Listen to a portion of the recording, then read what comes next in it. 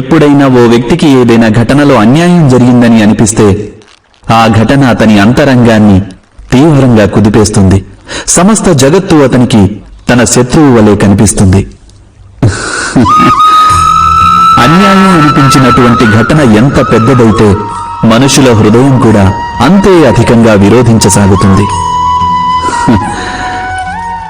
ఆ ఘటనకు బదులుగా వారు న్యాయం అడుగుతారు. నిజానికి ఇది సరైనదే. వాస్తవానికి సమాజంలో ఏ విధమైన అన్యాయమైనా వ్యక్తుల ఆసరాకి ఇంకా నమ్మకానికి వినాశకరం. కానీ ఇంతకీ ఈ న్యాయం ఏమిటి? న్యాయానికి అర్థం ఏమిటి?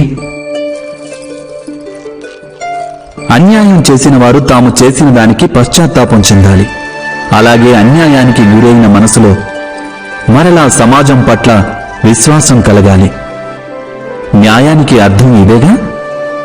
కానీ ఎవరి హృదయాలందు ధర్మం ఉండదో వారు న్యాయాన్ని వదిలేసి వైరాన్ని, ప్రతీకారాన్ని ఆశ్రయిస్తారు.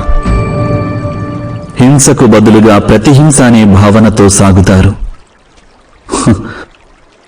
తామనుభవించిన బాధ కంటే ఎంతో అధిక బాధను కలిగించ ప్రయత్నిస్తారు. ఈ మార్గంలో నడుస్తూ అన్యాయానికి బలైన వారే స్వయంగా అన్యాయం చేస్తారు. దీనితో వారు అపరాధులవుతారు. అనగా న్యాయానికి, ప్రతీకారానికి మధ్య బహుతక్కువ అంతరమే ఉంటుంది. అలాంటి అంతరం పేరే ధర్మం. ఇది సత్యం కాదంటారా? మీరే ఆలోచించండి.